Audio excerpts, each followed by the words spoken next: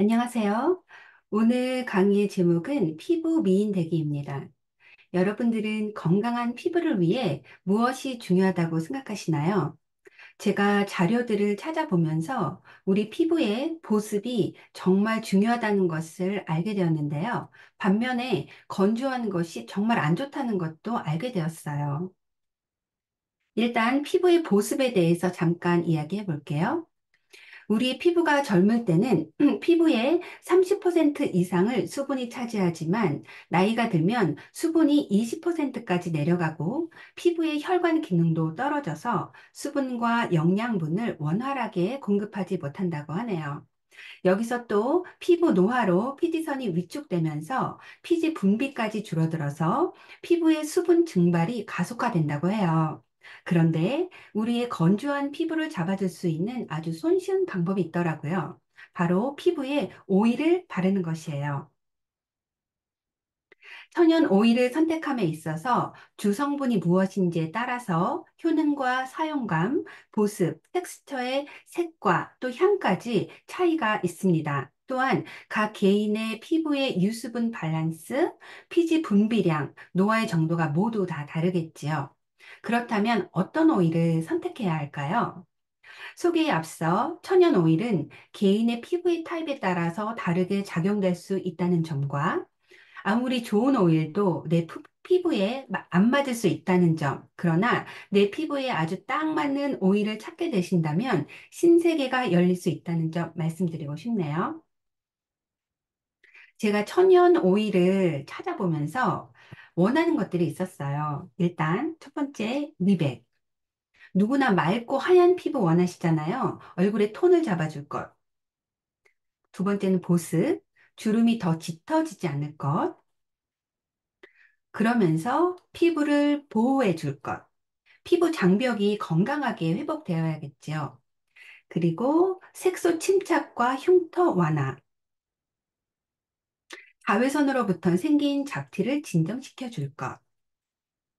그리고 마지막으로 오일이지만 너무 오일하지 않을 것.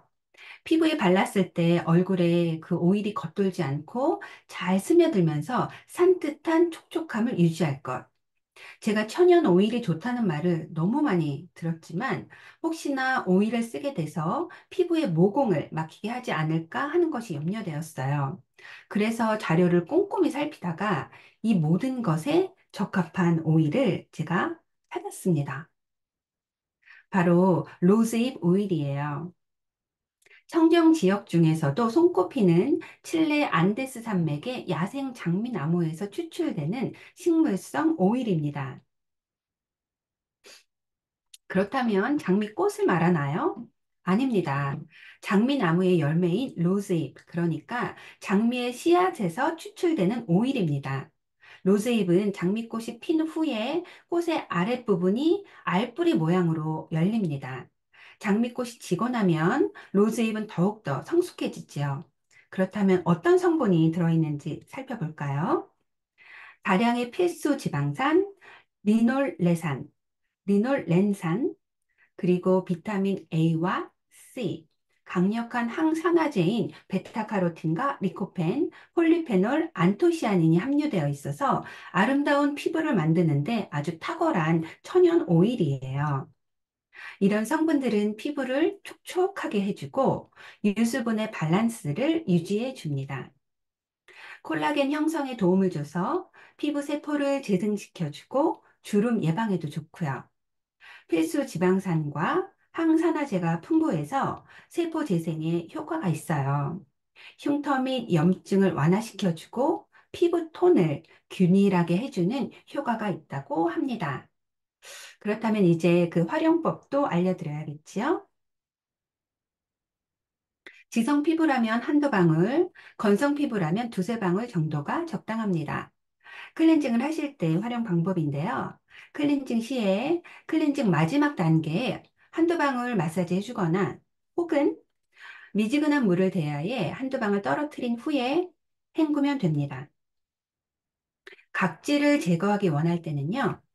세안 후 물기가 남아있는 상태에서 로즈잎 오일을 가볍게 마사지한 후에 얼굴에 스팀 타월을 올려서 5분 정도 두면 각질이 잘 제거됩니다.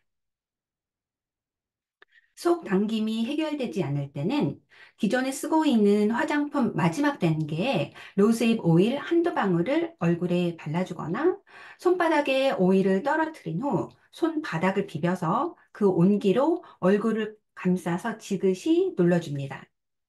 로즈잎과 호호바 오일을 1대2 비율로 해서 발라주시면 정말 보습에 좋습니다. 제가 로즈잎 오일을 써보니까 가장 눈에 띄게 좋았던 점은 피부 톤이었어요.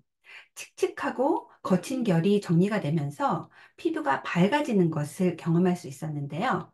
저는 아침과 저녁 세안 후에 스킨 로션 다음 단계에 바르고 있고, 샤워 후에도 몸에 바르고 또 머리카락에도 에센스처럼 발라요. 정말 모든 곳에 다 바르고 있습니다. 제가 앞서 활용법을 설명해 드렸지만 사실은 그냥 아무 곳이나 필요한 곳에 바르시면 됩니다. 클렌징 할 때도 쓰시고 세수할 때도 몇 방울 떨어뜨려서 마지막으로 헹구시고 로션 바를 때도 마지막 단계에서 바르시고 좀 건조하다 싶은 부위, 발 뒷부분, 손, 머리카락, 아이크림으로 쓰셔도 되고요.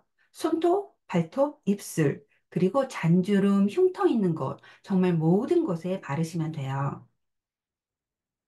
아침에 일어났을 때 피부 톤이 밝아지는 것을 느끼는데요.